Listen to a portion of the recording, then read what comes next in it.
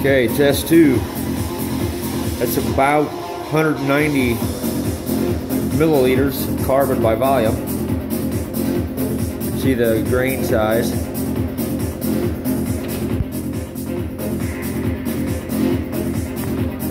Okay, I'm gonna get things cleaned up. Fire this thing up again.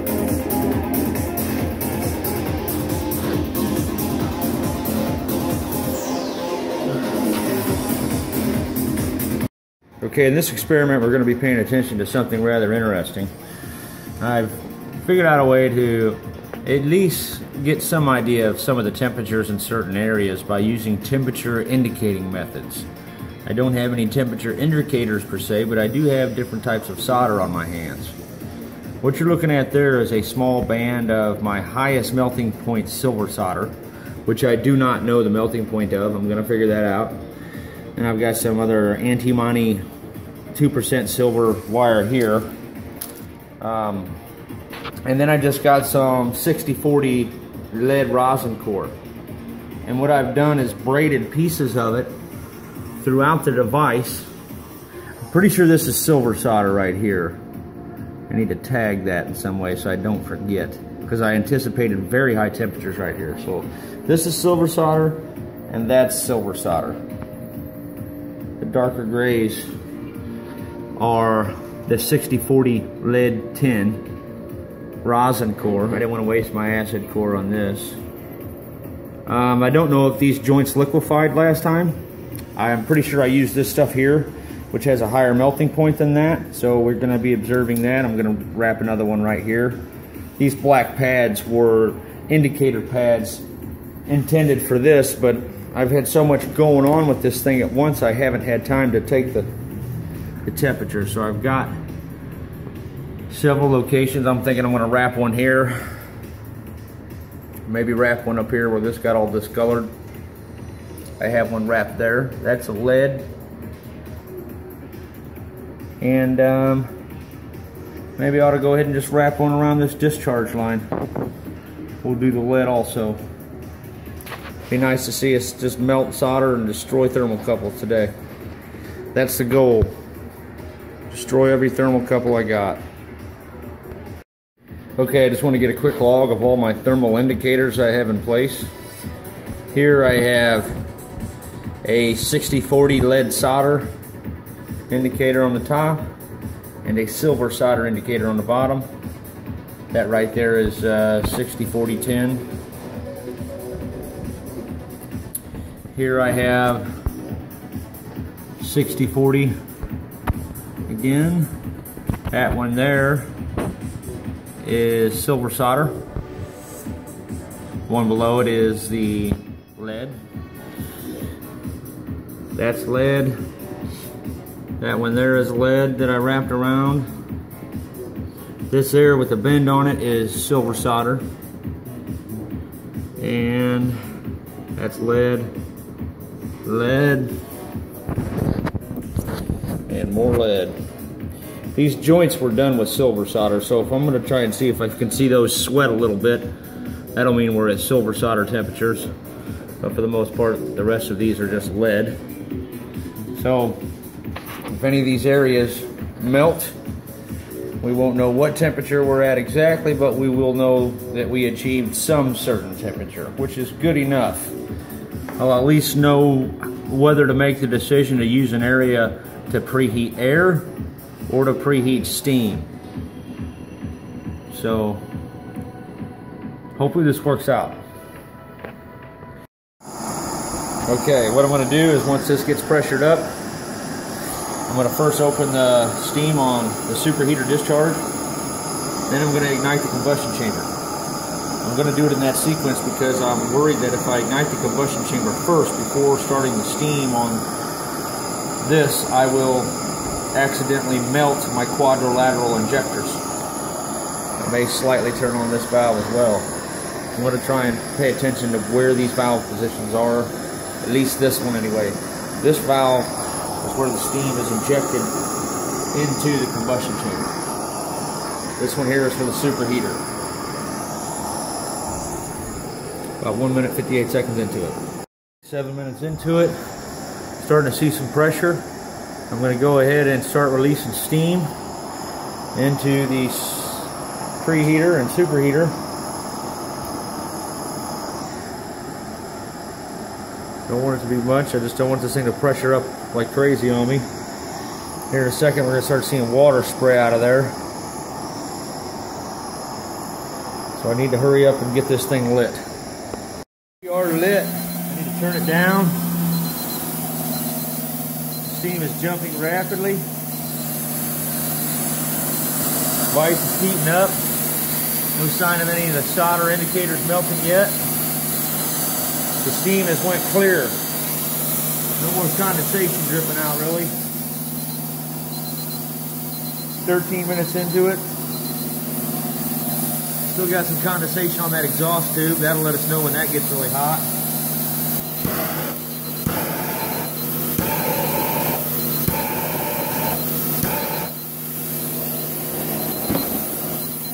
Climbing on the temperature. I'm going to ramp up to about 75 watts there. Get things really hot.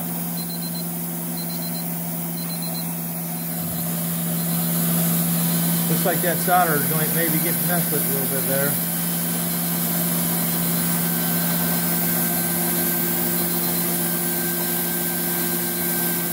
Did put that in a very good spot.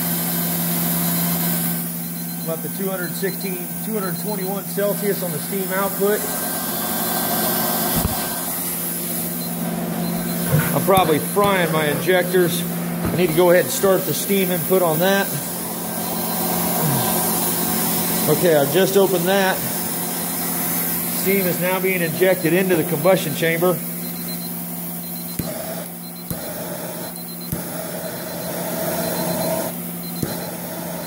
Now the flammable gas may be burning inside of there already, as last time. I had a jet engine effect going.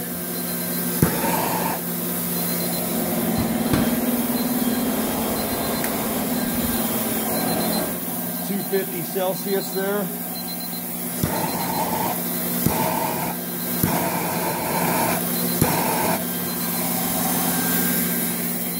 I'm losing temperature. I think that steam needs shut down. It's too much. Yeah, something happened there. Losing temperature rapidly.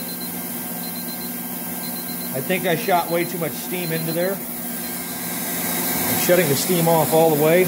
Yeah, we're losing heat bad.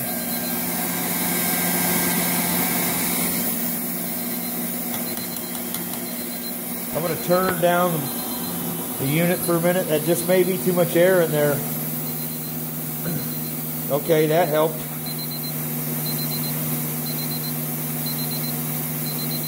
Turning the air down definitely was a factor.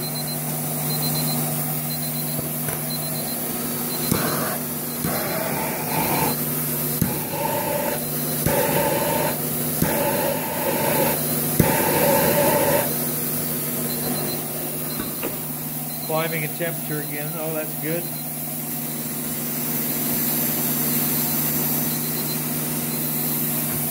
The steam probe is changing color.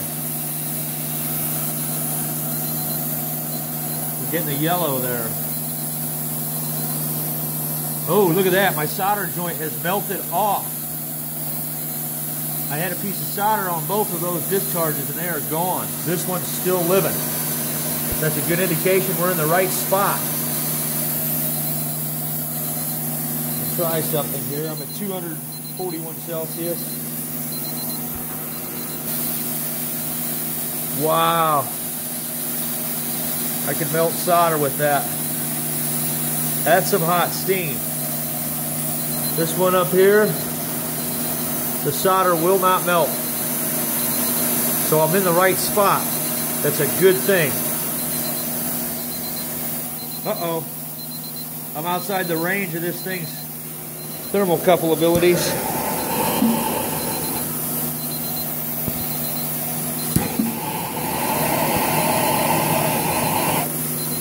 Still no flammable gas. It may be burning inside of there again. Gonna kick the steam back on.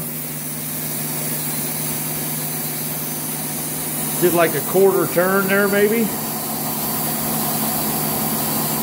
Might be too much.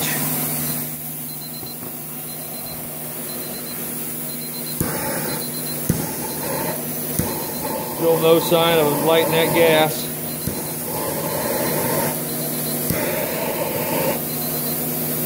Little drizzle in there.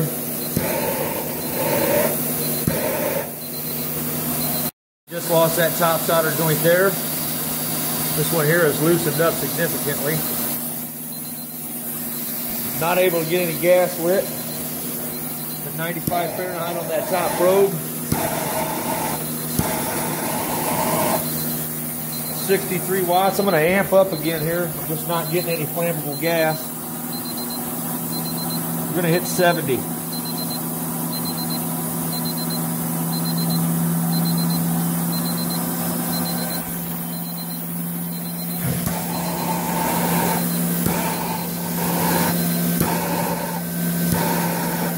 Might be too windy in here.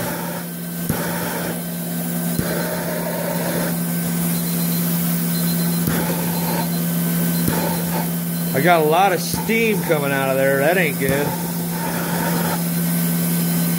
Something very weird is going on there. Need to turn the steam down, I think.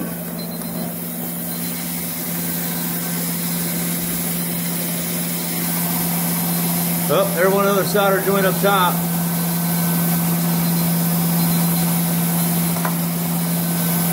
Well, that sucker's getting hot.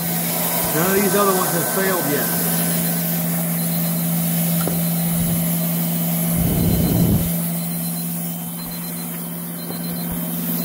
Okay guys, we got a problem. We got a serious problem here.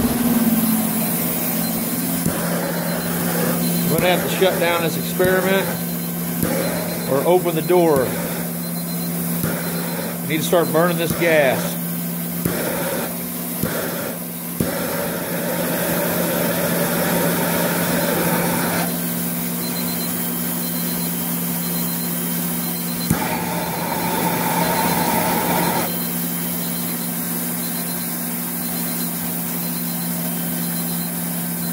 Yeah, I need to put an air injector in my burner.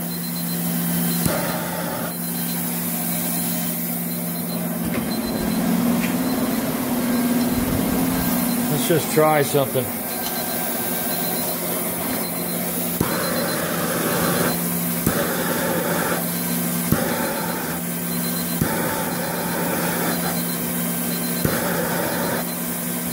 Okay.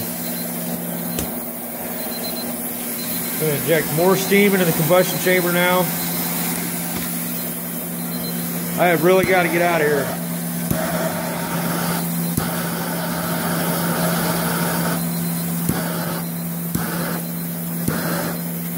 No flammable gas.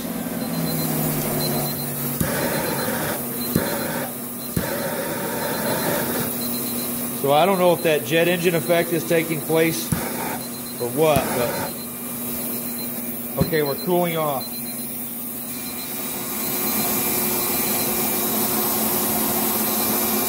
And it smells in here bad. Looks like we're starting to lose a solder joint there. We lost that one. It's going.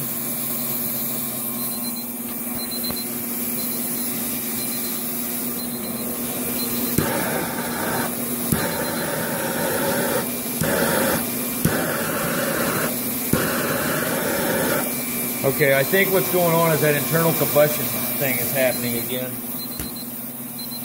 Shut the steam all the way off.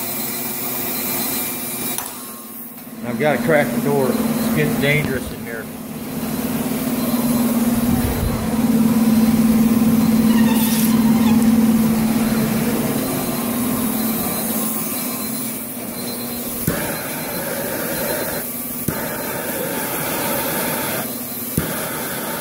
Okay, nothing yet, so I'm going to ramp up the power drastically.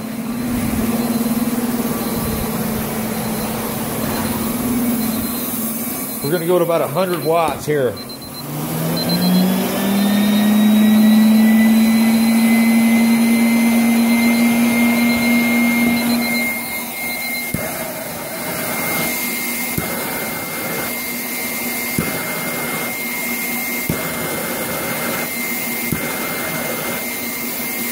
Okay, so it takes about 100 watts to sustain the flame, basically. Probably waited too long for that.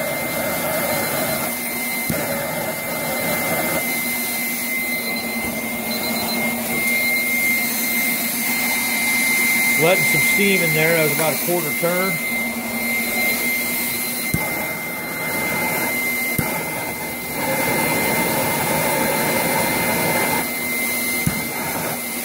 Yeah, I think the combustion's taking place inside there. We lost both solder joints.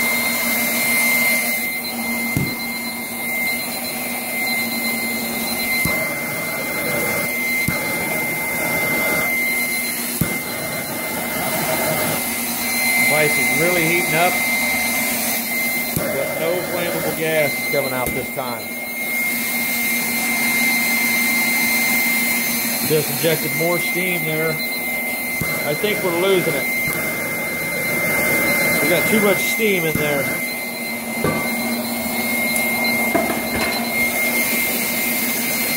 Shut the steam off.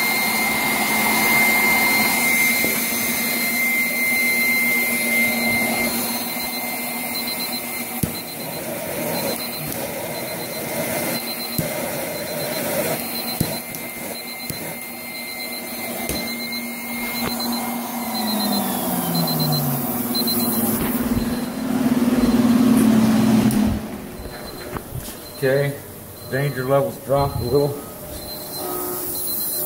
Shit. Wanted to hear if I hear any rocket activity in there. And I do not.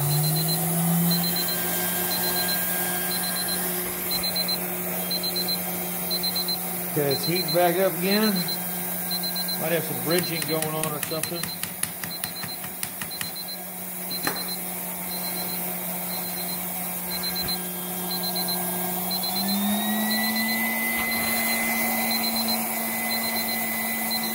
"26 minutes into it. Unable to reproduce previous results. So I don't know what has changed. Let's try something here. It won't even read in Fahrenheit.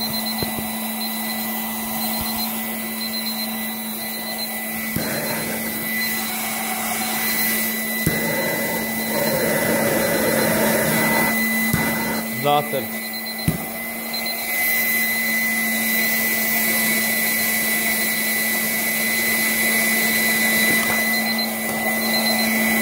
Yeah, something's wrong. I think my steam injectors have melted. When I crack that valve, I just get a leak, which means I have blockage in there. There's a slag formation or something has happened. Okay, I gotta shut this whole thing down.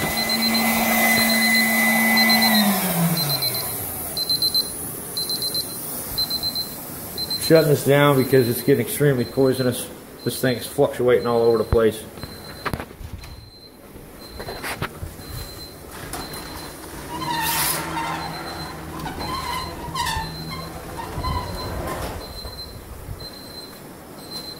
Let's see how responsive this thing is to a clear out. Pretty windy in here.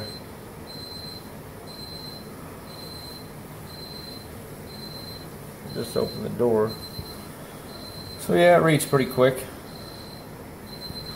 Do the peak level test for 44 parts per million. I'm going to look that up on the internet and see how poisonous it actually just got in here.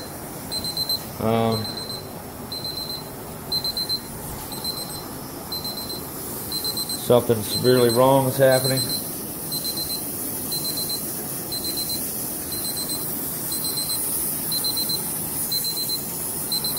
I don't know what. Looks like we melted a lot of solder joints there. Not those two, really. I think that might just be solder that fell from above. I don't think that actually melted. None of these pieces here melted. That one there did not melt. That one did not melt. This one here came loose, which just means it got really hot. This thing is finally starting to cool down.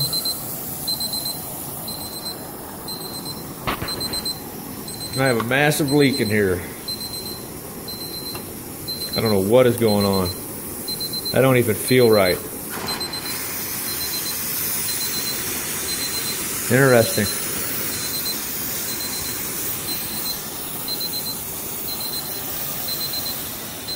No wonder we're having a problem. I'm not able to inject steam in there. So this whole time, all that steam I seen leaking out probably wasn't even getting into this tube, because the pressure needed to put steam through this coil was pretty high. I'm about sick of listening to that. We're a half hour into this. I'm going to shut down everything and go over this video and log all this data. We melted every one of them. So we know this area here is getting 500 degrees. Uh-oh, that one there did melt. But you know, that might have melted on cool down. Have to look into that.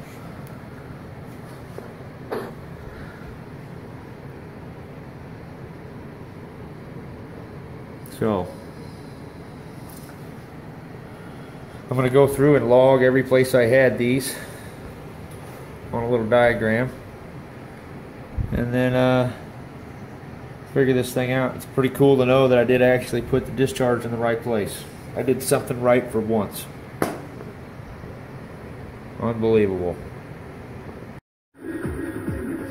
Here is a cross-section of the device that we've been looking at, and basically what is happening for the most part is that a large combustion column is burning at extremely high temperatures and is causing a certain layer of that carbon to glow to incandescent temperatures. Now this orange area here that I've drawn is probably not the actual shape, but it's somewhat of a guesstimation. At either rate, this orange zone is the area that causes the reduction process, the chemical action of reduction that turns the CO2 from this gas stream and combustion process right back into a combustible gas. That combustible gas is carbon monoxide. So this reduction zone, its size and placement is important. Additionally, a second constituent of this device is that it also has a quadrilateral steam injection setup here. The reason why I did that is because I wanted the steam to be a little bit more dispersed. Now, in the future, it may be smarter to put it right in the airstream, but then I risk cooling down my steam significantly. So that's why the steam isn't just injected straight into the airport here. I did write the word steam, but I need to scribble that out because I'm an idiot. Under no circumstances should you inject steam into 200-degree air. That's just, I'm not trying to condense it. I'm trying to have it be as hot as possible. In fact, I may reposition the placement of these steam injectors to get it away from that cold air, because I have seen problems with injection air cooling down devices significantly.